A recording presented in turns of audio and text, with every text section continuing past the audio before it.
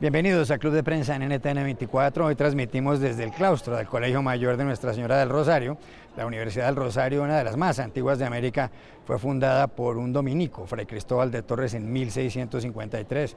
Y desde este claustro, en donde están las aulas, donde estudiaron muchas de las personas que hicieron la independencia de Colombia, hoy tenemos a dos invitados muy especiales. En primer lugar, Enrique Serrano, escritor y profesor de Relaciones Internacionales de esta universidad. Bienvenido a este programa, Enrique. Muchas gracias, Juan Carlos. Y está también con nosotros Juan Ramón Martínez, profesor de Derecho Internacional del Rosario. Gracias por estar aquí. Gracias por la invitación. Bueno, hay varios asuntos de la actualidad, Enrique. El primero está sin duda en Brasil. 800.000 personas salieron el pasado domingo a una manifestación para protestar por la gestión del gobierno de Dilma Rousseff, la presidenta, que tiene una popularidad del 8% únicamente. Hubo manifestaciones en más de 100 ciudades. Hay un escándalo en el Brasil centrado en Petrobras, la petrolera, porque ha habido una red de sobornos inmensa que está siendo investigada por un hombre llamado Sergio Moro, un juez, pero sobre todo hay muchos sectores políticos pidiendo un juicio político a Dilma Rousseff, lo que en inglés se llama un impeachment. Algunos dicen que esta posibilidad no va a florecer, no tiene posibilidades de progresar porque el actual presidente del Congreso es aliado de Dilma Rousseff y él tendría que examinar las cuentas públicas y demás. ¿Cree usted que se puede caer Dilma Rousseff?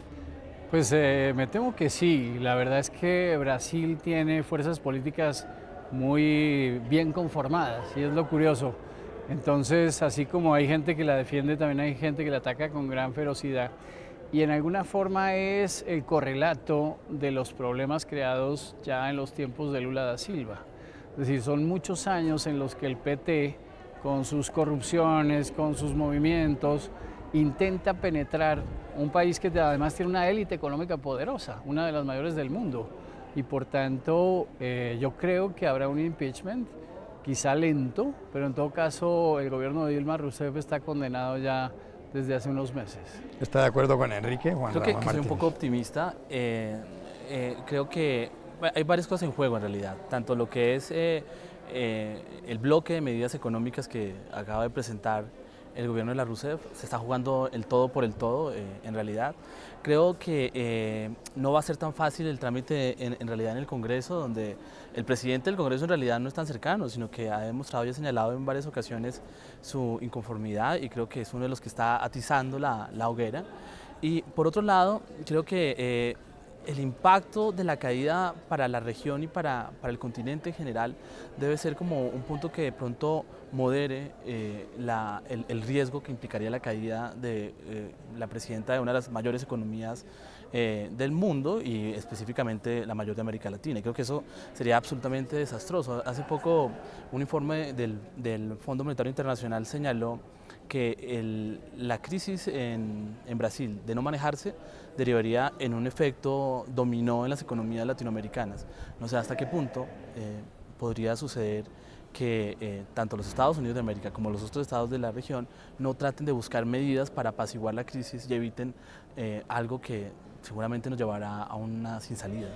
Es que la crisis económica es grave, le doy los datos que publican varios periódicos en las últimas horas. Se dice que la recesión, porque Brasil está en recesión, país de 200 millones de habitantes, irá hasta el 2017, no hasta 2016, no hasta el año entrante. La caída del PIB ha sido del 0,15% según el boletín Focus, que es un boletín del Banco Central del Brasil, y para rematar la inflación este año estará en el 9,2%. ¿Será que además esa apretada del cinturón impide que las medidas políticas que puedan tomarse para salir de la crisis no se puedan aplicar? Pues yo creo que justamente, y esto es lo más interesante del caso, Brasil tiene dos grandes fuerzas que luchan entre sí. Una que ha manejado bastante bien la economía durante muchos años, a pesar de los bandazos que el país ha dado. Es una de las mayores del mundo, tiene un sector privado gigantesco, tiene empresas transnacionales de un peso descomunal, como Odebrecht, justamente que está metida en el escándalo. Luego, es muy probable que esa sea la que piensa que Rousseff y su gobierno están perjudicando la posibilidad de que Brasil resurja. Entonces, no solo los datos son malos, sino que ya ha habido un impeachment, ya ha habido varios impeachment en Brasil en el pasado. Su experiencia democrática no está en peligro, pero sí la salud de la economía y la salud de la economía de América Latina con ella. Luego, Yo creo que Brasil es uno de esos gigantes que no se percata de lo grande que es, ni de lo importante que es, porque minimiza dentro del juego de la vida política tradicional escándalos que aparentemente serían solo nacionales. No obstante, el impacto que pueden tener sobre el resto es muy grande, incluyendo países como el nuestro, países del resto de América Latina, como México, como Argentina, en donde en verdad está comprometido en gran escala el comercio, actividades de orden industrial, etcétera, por Brasil. Dilma Rousseff está en su segundo gobierno, pero lleva muy poco del segundo, se posesionó el 1 de enero de este año y lleva cumplido un primer periodo. Dice Fernando Henrique Cardoso, expresidente brasileño de la socialdemocracia, que el gobierno de Dilma Rousseff, que por lo demás ella fue integrante de la Junta Directiva de Petrobras y presidenta de la Junta Directiva, tiene base legal pero no base moral. ¿Perdió la autoridad moral totalmente Dilma Rousseff? Yo creo que, por supuesto, sucede en muchos de estos gobiernos donde el presidencialismo es determinante y es la figura termina siendo la que se expone de una problemática que no es nueva, sino que se deriva de años atrás, en realidad, desde los mismos orígenes de la construcción de la identidad nacional brasilera. El tema de la corrupción no es nuevo en Brasil, ha sido una constante. Lo que sucede en particular es que ahora se ha redimensionado específicamente por los intereses y las fuerzas políticas que están moviendo de una forma constante, sistemática, la oposición. Y creo que por supuesto le corresponde a ella asumir una discusión que se ha mediatizado y que inevitablemente la ha cogido en su parte inicial de su segunda etapa de gobierno. Pero creo yo que si las cosas salen bien, si hay un adecuado manejo tanto de la política interior en cuanto a la visibilización de las medidas, de las cuales, hago paréntesis, no estoy de acuerdo, hay muchas que considero son inadecuadas, muchas populistas, unas que por supuesto son necesarias como la reducción del número de ministerios de 38 a 20, flexibilizar, es un tema de una burocracia gigantesca que deriva en corrupción. El tema de flexibilizar algunas medidas burocráticas como por ejemplo lo que es el control en materia ambiental para obras de infraestructura puede ser en realidad una espada de doble filo que se le venga en contra de lo que es su pretensión, pero creo que todavía hay mucha tela de donde cortar. Creo que con un manejo inteligente, prudente, algunas medidas de impacto real específicamente, puede derivar en que se apacigüe un poco y que no obstante se encuentre en una etapa inicial de su segundo gobierno, logre terminarlo. Creo yo que puede suceder. Lo curioso es que Juan Ramón lo describe como optimismo. Yo creo que eso es pesimismo. Es decir, que eso continúe 4 años más es más pesado para Brasil y para la región. Yo creo que el impeachment podría tener fuerzas de renovación y una nueva elección. Es decir, además el proceso estuvo muy manchado por contradicciones muy intensas, incluso antes de la elección de enero de este año. Por tanto, Brasil es un país que no puede darse el lujo de jugar como Argentina o como Venezuela a la demencia. Y no puede durar mucho tiempo esa demencia, tiene que salir de eso. La sensatez, la sobriedad, el control fiscal, el gasto, etcétera, todo eso debe estar rigurosamente controlado. Y creo que la élite brasileña es sabia, o por lo menos suficientemente astuta y poderosa, como para presionar para que eso suceda, incluyendo a Fernando Henrique Cardoso. Lo veo muy convencido de que puede haber un juicio político a Dilma Rousseff. La pregunta es, ¿se salvaría ella si pidiera perdón por lo que está pasando? Justamente Aécio Neves, el candidato presidencial que fue derrotado por Dilma Rousseff en las pasadas elecciones presidenciales, dice que el problema del PT, del Partido de los Trabajadores, el partido de gobierno, es que finge no haber cometido los errores. Sí, es como Gustavo Petro, es decir, se trata el alcalde de Bogotá. Gente, sí, que presume que no ha hecho lo que sí ha hecho y presume que las cosas malas no son malas. Entonces, mientras exista esa voluntad de negación tan feroz, pues la posibilidad de reconciliarse políticamente con su entorno será mínima. Hay revistas y periódicos muy poderosos, especialmente en el estado de São Paulo, que hace varios años que se dedican a dar bombazos contra Dilma Rousseff, y eso está haciendo huella muy poderosa en su gobierno. Y pues el populismo no basta, es decir, Dilma no es Cristina Fernández. Entonces tendría que empezar a jugar unas cartas de reconstrucción y de regeneración. La primera es reconocer sus errores, sin duda alguna. Una última pregunta para los dos y empiezo con Juan Ramón Martínez. Stefan Zweig, famosísimo escritor austriaco, biógrafo, que además se suicidó en el Brasil, se fue para el Brasil y se suicidó allá. Tenía una frase que es muy dramática para los brasileños, que es: Brasil es el país del futuro y siempre lo será. ¿Será que la frase sigue vigente? Sigue vigente, por supuesto. Creo que, no obstante, se ha avanzado mucho. Yo creo que en medio del caos que implica gobernar un territorio tan vasto, construido a partir de una burocracia extrema, con unas desigualdades y desequilibrios tan grandes, tan impresionantes, abismos sociales que son una constante en América Latina, pero que en Brasil se ven de una forma tan palpable como la misma presencia de las favelas al lado de grandes edificaciones, la presencia de grandes varones del tráfico de narcóticos, feudos que se han constituido en el territorio, problemas históricos.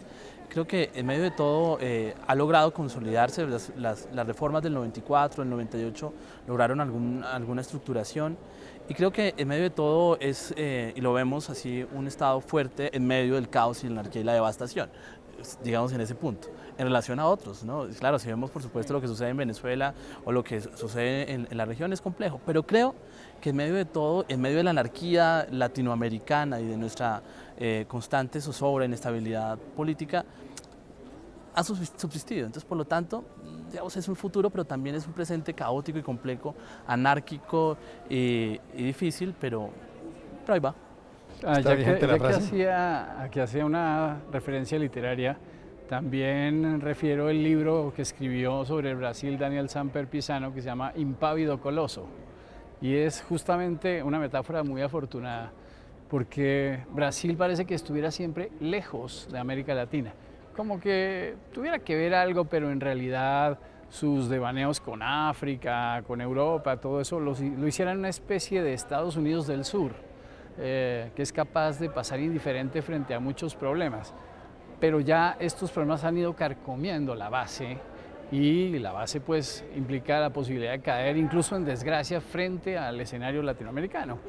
En ese aspecto, si se cae Brasil y el gobierno brasileño, no es tan grave. Si se cae la economía brasileña, sí es muy grave. Si vuelve a haber una crisis como la de los 90, sí sería terrible. Es decir, es muy probable, o la de los 80.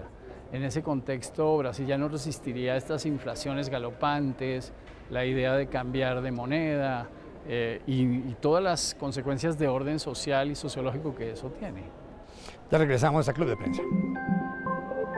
Volvemos a Club de Prensa en NTN 24 desde el claustro de la Universidad del Rosario en Bogotá. Juan Ramón, hay noticias de Cuba. La semana pasada, a finales de la semana, John Kerry, el secretario de Estado estadounidense, fue a inaugurar la embajada. Se han restablecido ya las relaciones diplomáticas entre los dos países, rotas el 3 de enero de 1961, hace 54 años. Ahora mucha gente se pregunta qué va a pasar con la política en Cuba.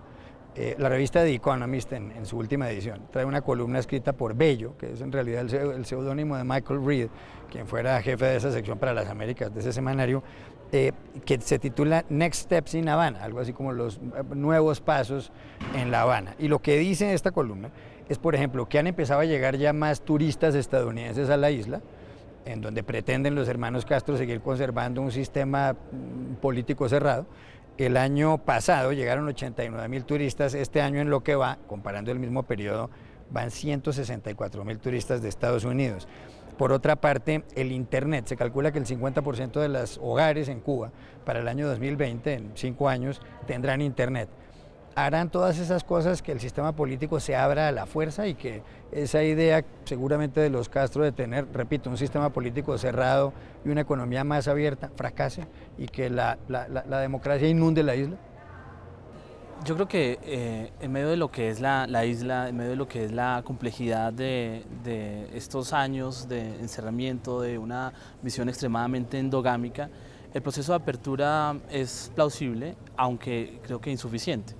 En realidad lo que está en la agenda es absolutamente compleja y los acuerdos que se dijeron el 17 de diciembre del año pasado tienen una difícil materialización. Hay que ver específicamente la complicación que para Obama representará lograr que en el Congreso de los Estados Unidos el bloque de medidas logre materializarse en las reformas legislativas necesarias, porque claro, pueden existir una serie de medidas a través de actos administrativos, pero que son insuficientes para lo que implica la normalización de las relaciones. Y eso efectivamente va a afectar a la isla.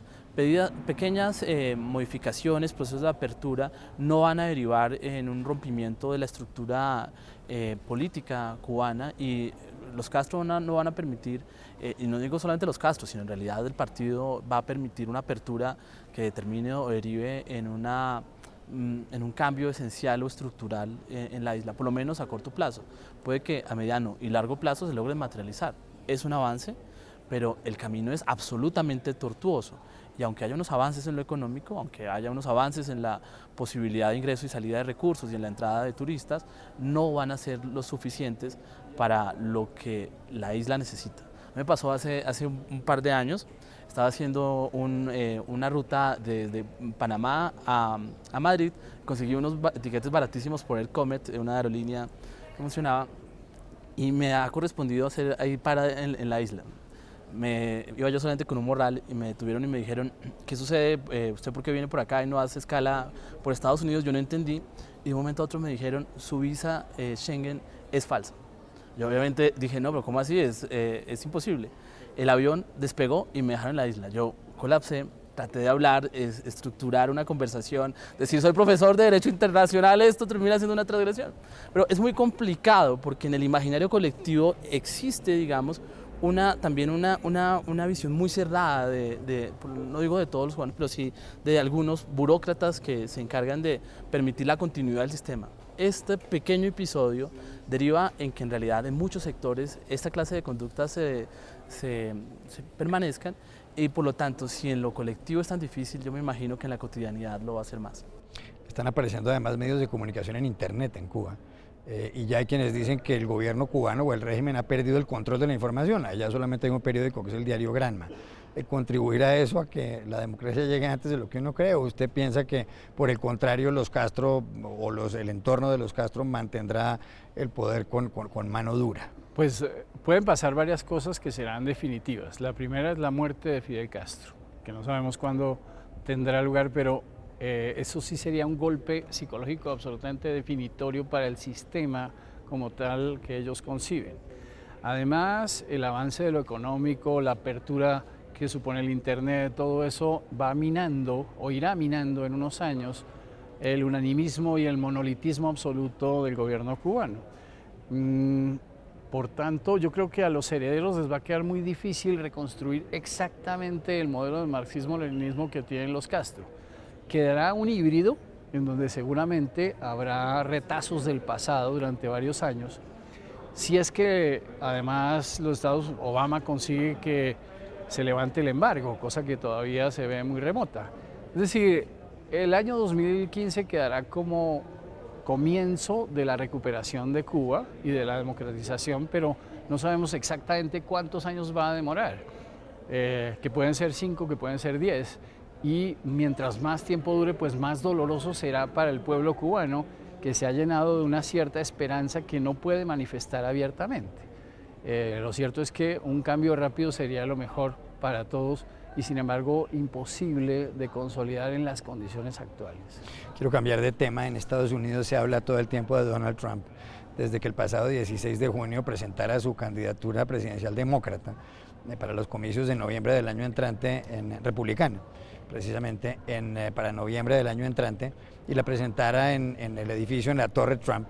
Ese día Trump insultó a los mexicanos, dijo que lo que envían de México a Estados Unidos pues son violadores y criminales y solamente unas pocas buenas personas. Después, en un debate en televisión de los precandidatos, de 10 precandidatos republicanos, ofendió a la periodista de la cadena Fox, que le hizo una pregunta. En cierto modo hubo quien interpretó que le estaba diciendo que ella estaba un poco enfadada porque le había venido la menstruación, y así lo interpretó prácticamente todo el mundo. Él no ha pedido perdón por nada. Ahora incluso se han hay un mapa en Vox.com, un medio de comunicación muy célebre en Estados Unidos, muy reciente, y sacan un mapa, una especie de mapa mundi, o de mapas de distintas áreas del mundo de cómo percibe el señor Donald Trump la geopolítica. Y tiene partes chistosas. Por ejemplo, ¿dónde está Estados Unidos? Eso, según Trump y según estos señores que diseñaron el mapa, Estados Unidos se llama Trump. México se identificaría con la palabra rape, es decir, violaciones. Por ejemplo, Suramérica se identificaría como too hot to wear a suit, es decir, un sitio muy caliente como para usar un traje. Y África sería Obama is from here, es decir, Obama nació en el África. Él lleva mucho tiempo diciendo que Obama tiene que mostrar la partida de bautismo hasta que finalmente, o el registro de nacimiento hasta que finalmente lo presentó. La pregunta es esta: Trump lleva, según las últimas encuestas, un 22% de popularidad tiene, seguido dentro de los republicanos por Jeb Bush, que tiene un 10%. Hay quienes dicen que podría llegar a ser candidato. Sin embargo, el Washington Post, en una encuesta, y la cadena ABC dicen que hasta ahora solo el 3% de los encuestados están votando por un candidato que tenga verdaderas probabilidades de llegar a la Casa Blanca. La pregunta es, a medida que se acercan las elecciones, ¿será entonces que los votantes republicanos se irán dando cuenta de que Trump no tiene tantas probabilidades de reemplazar a Obama y cambien el voto por otro candidato? ¿Usted cree que eso puede pasar? Es una carrera de largo aliento, creo que ese es un punto central dentro de las discusiones electorales estadounidenses. Es absolutamente complejo a estas alturas poder determinar que no obstante exista un favoritismo y exista un alto porcentaje de favorabilidad a partir de lo que es un discurso absolutamente incendiario pero vendedor en realidad, y él está actuando es más como un vendedor que como un político que aspira a tener la posibilidad de llegar a la Casa Blanca, y creo que en ese sentido el desgaste es interesante. Por supuesto tiene una estrategia, no solamente en este punto sino en otros temas también muy vendedores, como por ejemplo el decir que el discurso del cambio climático es un engaño estructurado por los chinos para facilitar en la industria y la inserción de productos, en debilitamiento de la industria norteamericana, señalar, por ejemplo, temas tan complicados en salud como los efectos de las vacunas, una cantidad de cosas que por supuesto llaman la atención del colectivo en cuanto a lo que es un estadounidense promedio. Pero de ahí a lo que es la dinámica electoral, de lo que es un proceso absolutamente complejo, en donde el desgaste es alto, pero también los mecanismos de elección derivan en una complicadísima, entramada red de decisiones, creo que no van a llevar efectivamente, como algunos analistas lo señalan, en la posibilidad de que esté como candidato republicano.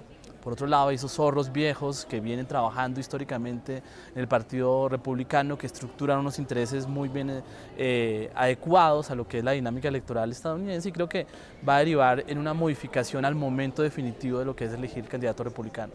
Pero, como en todo, amanecerá y veremos. Enrique Serrano. Yo creo que los Estados Unidos son un país de sorpresas, y los primeros que se sorprenden son ellos mismos, porque hasta ahora estaba claro que los republicanos perderían prácticamente cualquier elección futura, según los datos del pasado, por razones de cooptación sobre todo.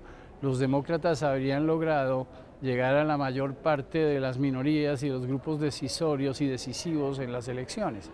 No obstante, el cambiar la estrategia, el reventar todo, digamos, sería una alternativa frente a un gobierno que en verdad está desgastado, porque yo creo que el de Obama es un gobierno desgastado.